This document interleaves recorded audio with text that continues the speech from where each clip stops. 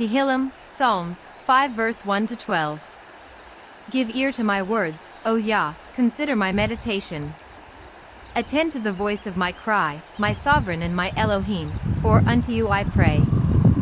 O Yah, in the morning you hear my voice, I present myself to you in the morning, and I look up. For you are not an El taking delight in wrong, nor does evil dwell with you. The boasters do not stand before your eyes, you hate all workers of wickedness.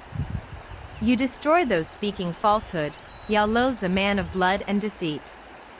But I enter your house in the greatness of your loving commitment, I bow myself toward your set-apart Hekal in your fear. O Yah, lead me in your righteousness because of those watching me, make your way straight before my face. For there is no stability in their mouth, their inward part is destruction, their throat is an open burial site, they flatter with their tongue. Declare them guilty, O Elohim. Let them fall by their own counsels, thrust them away for their many transgressions, because they have rebelled against you.